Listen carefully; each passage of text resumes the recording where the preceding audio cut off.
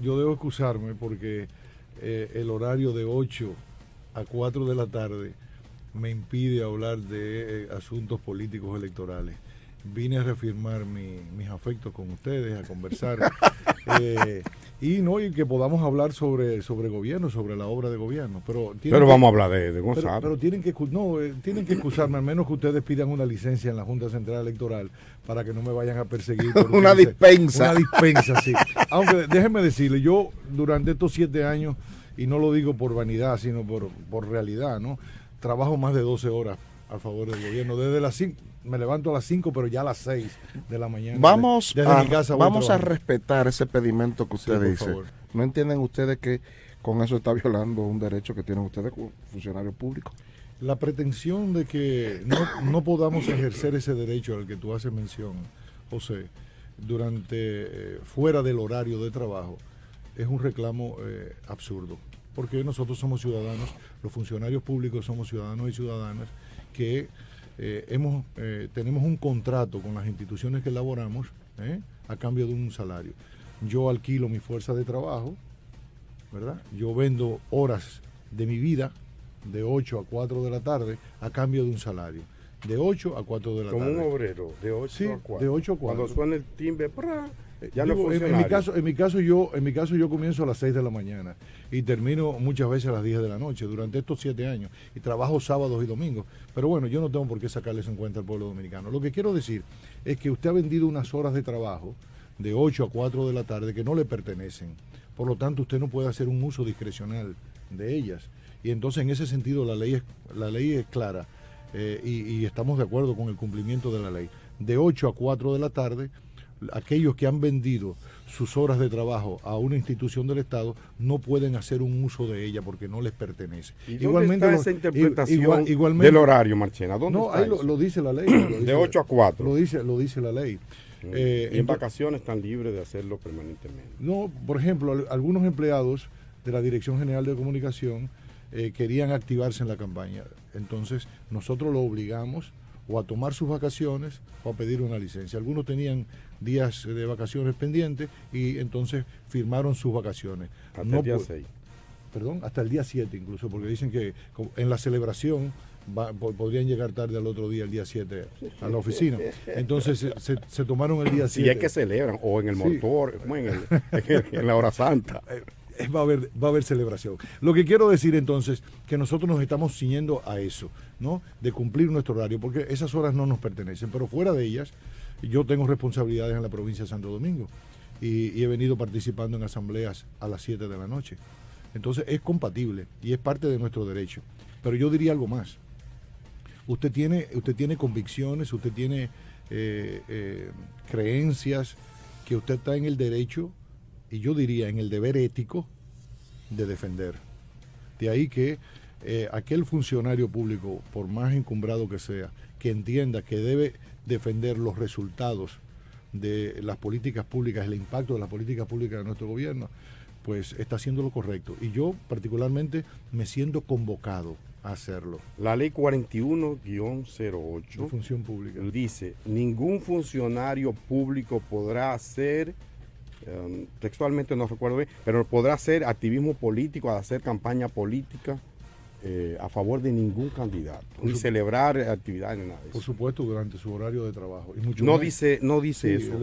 Si te estudias bien la ley, tú verás. Lo voy a buscar, vayan hablando. Porque lo que sucede es que, como todo en el funcionamiento de la economía, a usted lo contratan, usted vende, alquila horas de trabajo a otra persona a cambio de un salario, pero el resto de las horas a usted le pertenecen, son suyas, ¿no? ¿Cómo separar eso de que el funcionario del activista político? Bueno, de la misma manera que uno puede separar ser padre o abuelo, que yo lo soy, ¿me explico? O jugador de tenis o fanático de un equipo de baloncesto, esto le gusta más a José. Sí. Es decir, aunque no juega bien, pero está haciendo un gran trabajo. Sí. Lo que quiero decir es que uno se desdobla. Y entonces uno lo que tiene que tener la disciplina de no utilizar recursos del Estado.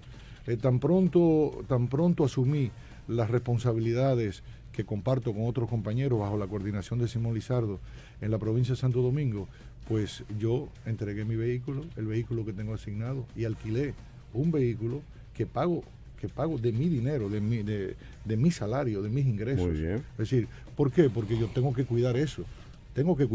Entonces, uno puede desdoblarse y uno puede hacerlo con responsabilidad. Lo que uno no puede utilizar en ningún momento, ni fuera del horario, ni dentro del horario, uno puede utilizar recursos que no le pertenecen, que usted no puede utilizar discrecionalmente. Y en eso somos estrictos. ¿No es eso una demostración de que como sociedad, viendo el lado positivo, estamos avanzando?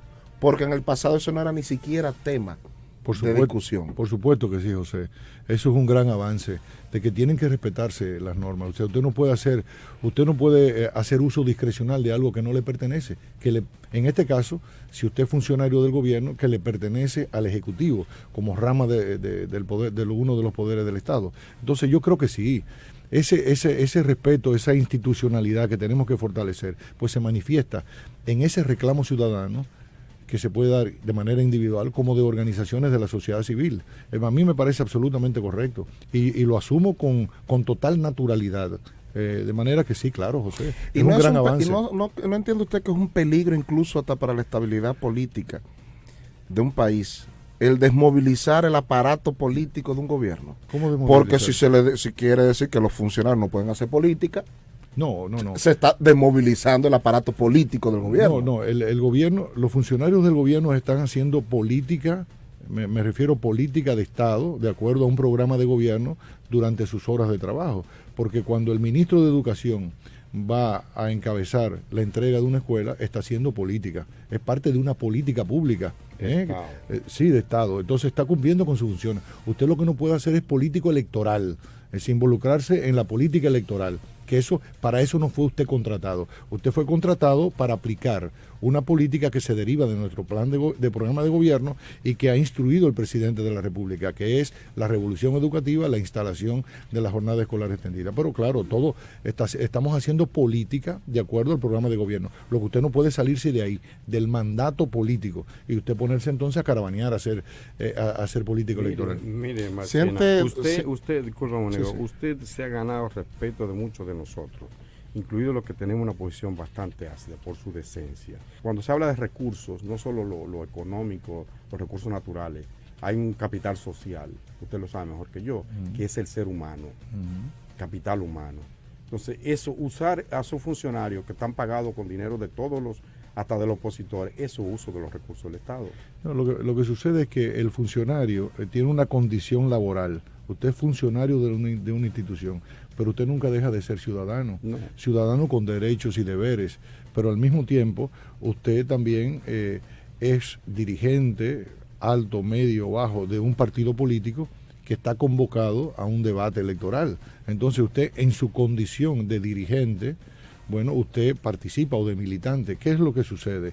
La corriente danilista, que ganó en los procesos electorales del 12 y del 16, pues colocó sus mejores hombres, los hombres que se entiende que son los que mejor pueden interpretar, ejecutar y ser compromisarios de ese programa de gobierno que la población votó. De modo que en el gobierno están los mejores hombres que están de acuerdo con estas políticas que estamos aplicando. De modo que no es extraño de que las personas que están en el gobierno, que son funcionarios públicos, son la mejor expresión política de las ideas que nos animan a nosotros. Es decir, es un proceso natural. Yo lo que convoco es a la sociedad, si tiene dudas, de que ejerza la vigilancia ciudadana. Porque ya todos tenemos un celular.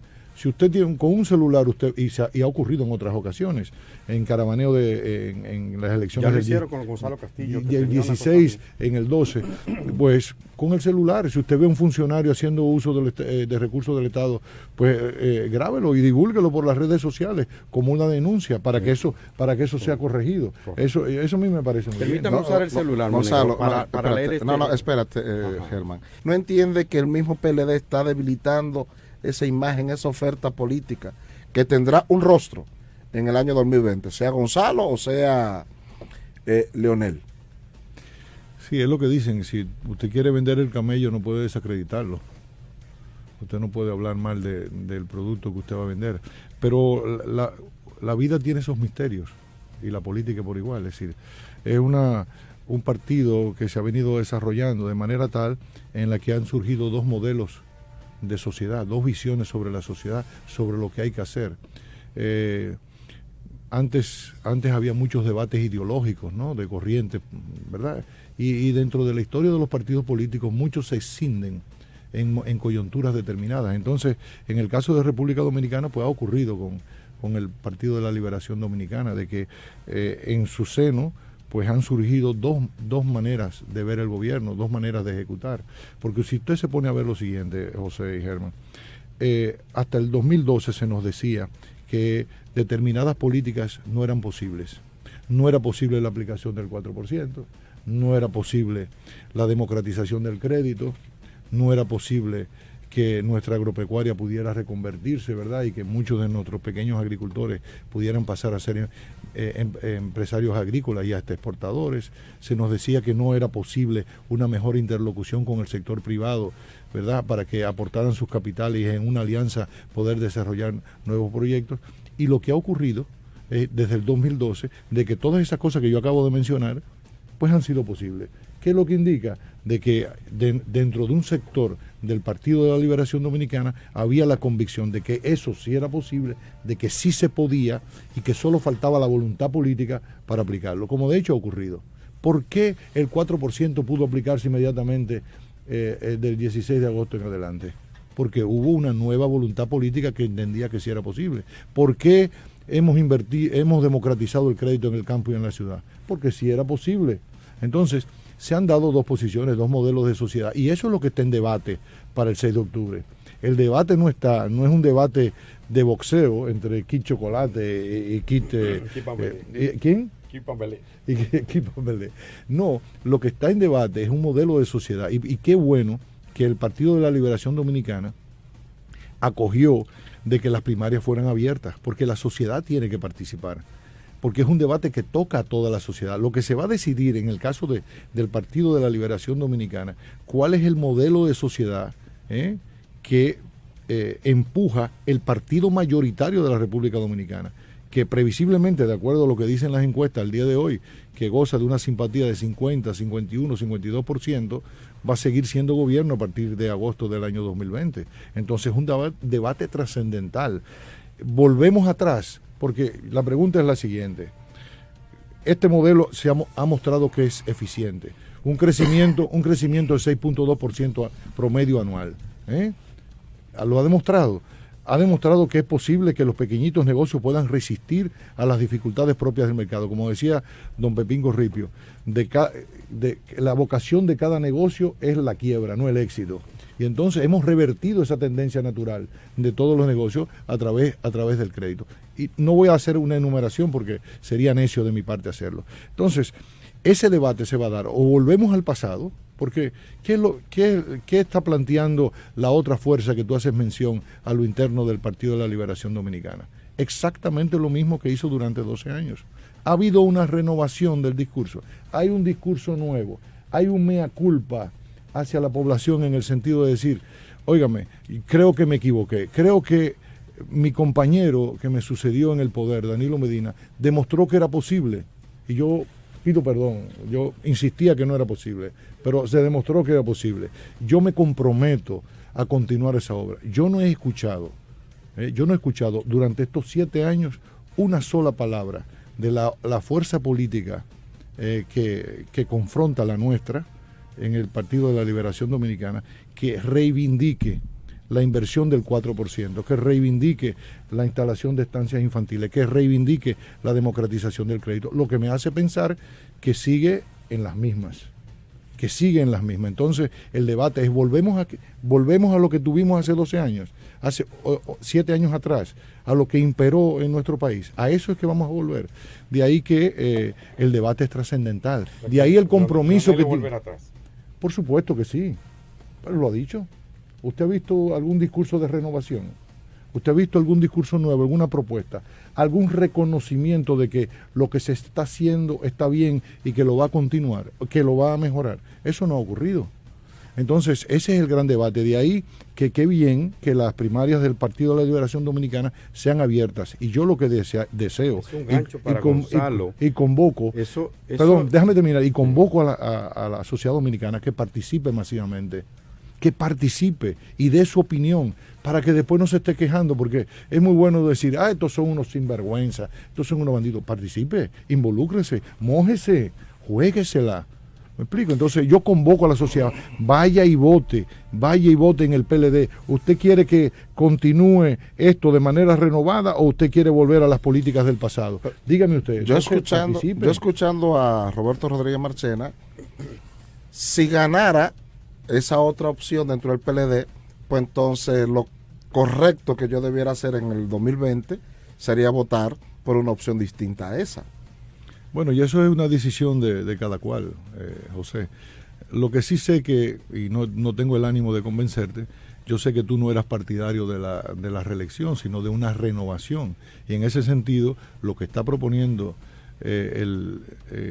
nuestra corriente es una continuidad renovada. Y yo espero que esa oferta, que esa propuesta que estamos haciendo, pues pueda entusiasmar a mucha gente que entiende que sí, que hay que dar paso a nuevas formas de hacer política, de ejecutar las cosas en nuestro país. Y no es posible que ustedes hayan caído en su propio gancho.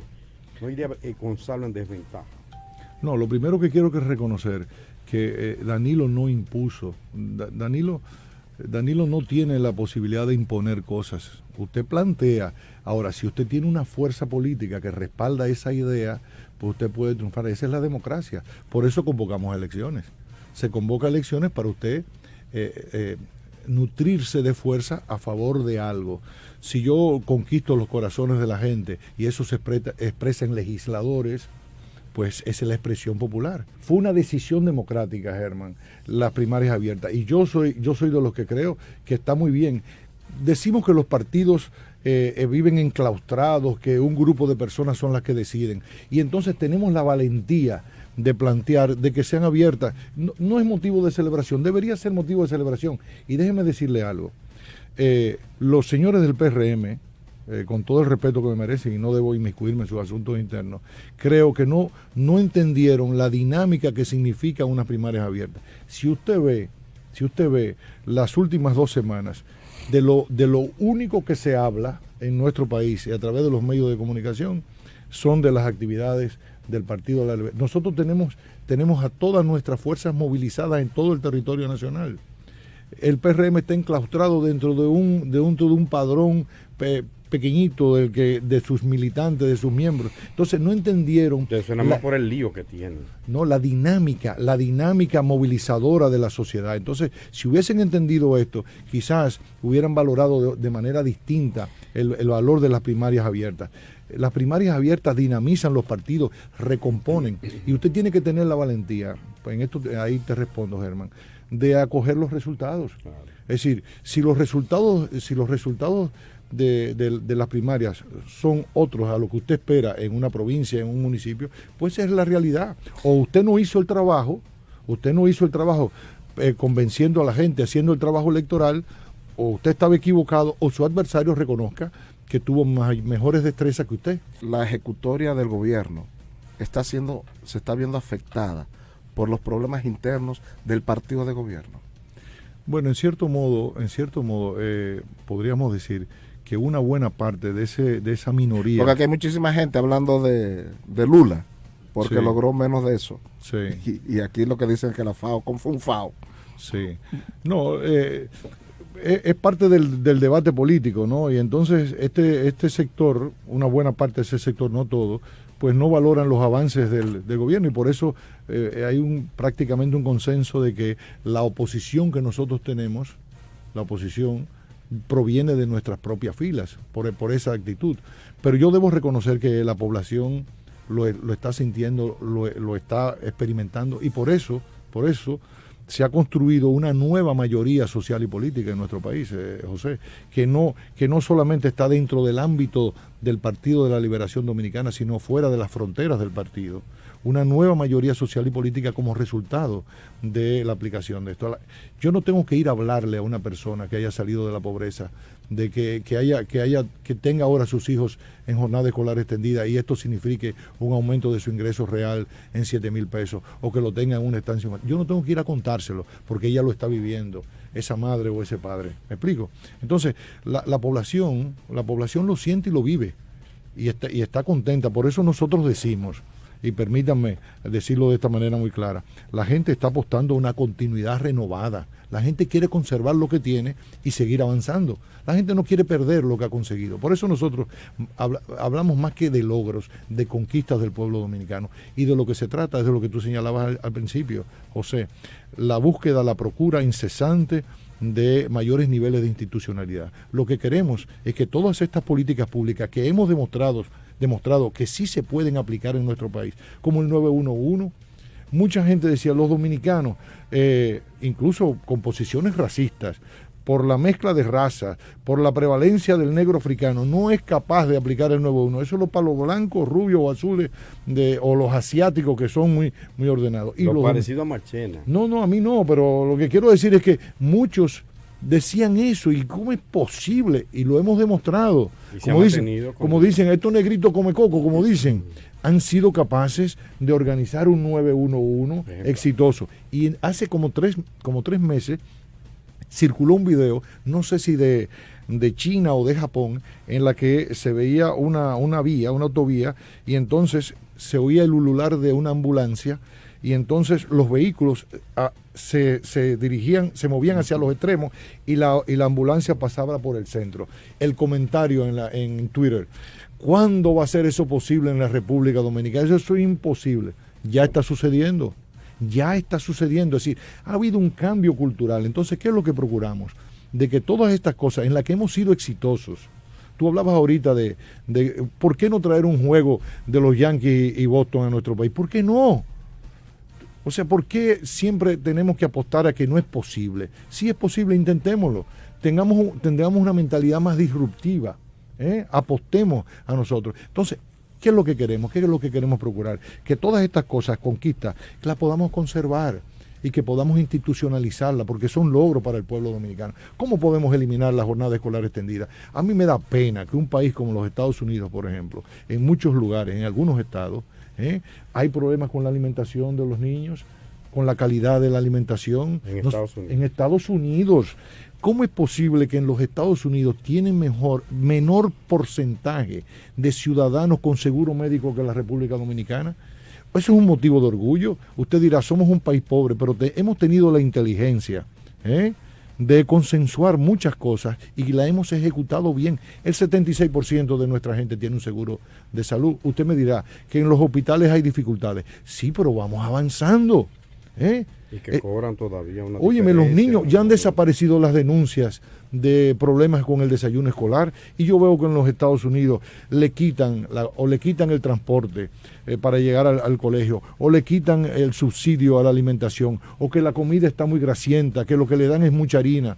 En algunos estados, yo no me refiero que es una política de todos los estados de Estados Unidos, y cuando yo veo eso me siento orgulloso y digo yo, esto hay que defenderlo, esto que hemos conseguido. Entonces ese es nuestro afán. ¿Entiende Roberto Rodríguez Marchena que nosotros como dominicanos somos parte de un problema de negación de nuestros éxitos, de desacreditar a nuestro país? Así es. Y déjame contarte esta anécdota de Moscoso Puello, porque es divertidísimo leer a Cartas Evelina, y cada vez que puedo la leo porque es muy entretenido. Pero Moscoso Puello tenía la dualidad del moscoso y del puello. La dualidad del moscoso y el puello. Y recuerdo esta anécdota que me la contó mi padre, porque mi abuelo, médico, Emilio Rodríguez Oca, era muy amigo de Moscoso Puello. Y entonces en una ocasión mi padre, siendo un jovencito, se encontró con el doctor Moscoso en el Conde, que ir en el Conde era todo, ¿no? ¿Verdad? Agarrado por la solapa, traje blanco. Y entonces, esto me contó mi padre, entonces le dice el doctor Moscoso, doctor Oca, Mi abuelo era Rodríguez Oca, y como a mí me dicen Marchena, y soy Rodríguez Marchena, a mi padre era Rodríguez de Rien, y le decían de Rien, pues le decían doctor Oca. Doctor Oca, hoy me he levantado moscoso. Hoy me he levantado moscoso, estoy positivo, estoy radiante. O sea, haciendo el contraste con el Puello, en el sentido de que él en su persona conjugaba ese mestizaje, esa confrontación de la cultura, no, el moscoso blanco, al que se le atribuyen todas las virtudes positivas, y el Puello de San Juan de la Maguana, que se le atribuye la negatividad. Entonces, él era esa confluencia, pero estoy de acuerdo contigo. En nosotros, como parte de la ideología dominante. Si yo evaluara a República Dominicana por lo que dicen los dominicanos, no pisar aquí. Por supuesto, pero exacto, pero tú sabes lo que pasa, porque es que nosotros hemos pasado de ser víctimas de una ideología de dominación que nos fomenta las inseguridades, porque desde el principio, desde la colonia, recordemos nada más, cuando llegaron los colonizadores europeos, ¿qué comenzaron a instalar primero aquí? Fue la ideología de la dominación, que se sustenta en la inseguridad, en la incapacidad. Y en la sumisión. En la sumisión, en la incapacidad del criollo, aquel que fue criado allá, en América, de poder gobernarse. Por lo tanto, necesitaba de la metrópolis europea para poder... Un gobernador. Sí, un gobernador para dirigirla, porque ustedes son incompetentes. Entonces, esa ideología pues se manifiesta de diferentes maneras en la literatura, en la pintura, en la música. Recuérdate el negrito del batey. En la política. En la política, el negrito del batey. El trabajo es mi peor enemigo, cuando no hay nada que... Pero Marchena, también se dice que un pesimista no es más que un optimista. Bien informado. Bien informado. Eso decía Benedetti cuando estaba en el exilio. Sí, una última pregunta de mi parte, Marchena. ¿Sigue creyendo que el grupo que representa a Leonel Fernández o que encabeza es una minoría insolente? ¿Sigue creyendo? No es que yo lo afirme, es que existe en términos numéricos, tanto en el comité central como en el comité político, en las instancias, es un dato. Cuando yo me refería... Pero es insolente. Pero déjame explicar, porque se manipuló aquello. No, yo lo oí de su uso. Es natural que la gente lo entendiera de esa manera. Yo trato siempre de ser muy preciso en el lenguaje. Cuando un sector político o una persona se revela sin guardar las formas, usted puede decir, qué niño tan insolente, qué expresión tan insolente, porque usted tiene que guardar las formas. Y lo que nosotros estábamos asistiendo allí era, recordemos nada más el contexto, tampoco quiero volver a aquello, porque ya ese debate pasó, ya pasamos la página, estamos en una nueva coyuntura. Teníamos a un presidente de un partido, con una multitud aglomerada a las afueras del Congreso, planteando una serie de reclamos de manera... Y lo derrotó. De manera violenta. Entonces, es en ese contexto que se usa esa expresión. Pero ya no quiero volver sobre eso. Bueno, don Roberto Rodríguez Marchena, muchísimas gracias. Siempre bueno conversar con usted. A mí me gusta hablar mucho de comunicación con Roberto. Lástima que estamos en un momento muy político que nos impidió hablar de eso y qué bueno, o sea, porque así tiene el compromiso de volver pronto. Así es. Que hablemos de comunicación, de comunicación política. Que venga un día, grabemos este programa después de las 4 para que pueda hablar. O lo podemos hacer, entrevistarlo a las 7. A las 7. Vengo con todo a las 7. Vengo con todo el gusto. Muchas gracias. Muchas gracias a ustedes. Rodríguez Marchena, por estar con nosotros. Muchas gracias.